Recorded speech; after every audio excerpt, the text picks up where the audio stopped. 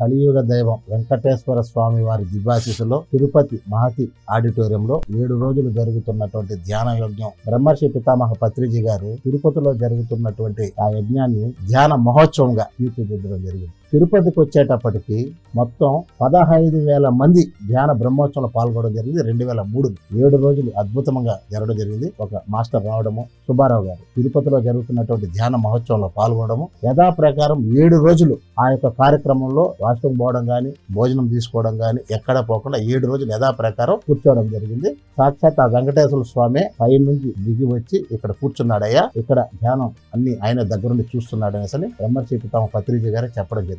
ఆ 7 రోజుల తర్వాత ఆ సుబ్బారావు గారిని యథా ప్రకారం డయాస్ పైకి పత్రిసారి తీసుకొని పోయి ఏమి జరిగింది అని అడిగిన తక్షణమే వైకుంఠం నుంచి ఆ వెంకటేశ్వర స్వామి ధ్యాన మహానికి వచ్చినాడు. వచ్చిన తక్షణమే నాలోకి లీనమైనాడు. ఒక ద్రవం లాగా నా లోపల పోతా ఉంది. ఆ ద్రవాన్ని మాత్రమే నేను చూస్తున్నాను కానీ నాకు ఏమి జరిగిందో నాకు తెలియదు అనేసి ఆ సుబ్బారావు గారు చెప్పడం జరిగింది. 7 రోజులు ఆడ కూర్చొని ఆ కూర్చున్న తక్షణమే అయిపోయిన తక్షణమే సారు సాక్షాత్ ఆ వెంకటేశ్వర స్వామి కొలువై ఈ యజ్ఞాన్ని అంతా పర్యవేక్షించినాడని చెప్పడం జరిగింది పత్రిసారి. ఆ సుబ్బారావు గారు మళ్ళా రైల్వే స్టేషన్ పోయి వెయిట్ చూసుకున్నాడు. ముందు ఉన్నటువంటి బరువు కన్నా ఇప్పుడు బరువు 3 కేజీలు పెరగడం జరిగిందని. 3 పూటల భోజనం లేదు. 7 రోజులు వెంకటేశ్వర స్వామి వారు పంపించినటువంటి ఆయనలో భాగంగా ద్రవం తీసుకుంటూ 7 రోజుల్లో 3 కేజీలు పెరిగినాడంటే సాక్షాత్ ఆ వెంకటేశ్వర స్వామి వారే పర్యవేక్షిస్తున్నటువంటి కార్యక్రమమే PSSM PMC వారు నిర్వహించుకున్నటువంటి తిరుపతిలో జరుగుతున్నటువంటి ధ్యాన మహాచక్రం ఆయన ఆశీస్సులతోనే జరుగుతా ఉంది తిరుపతిలో.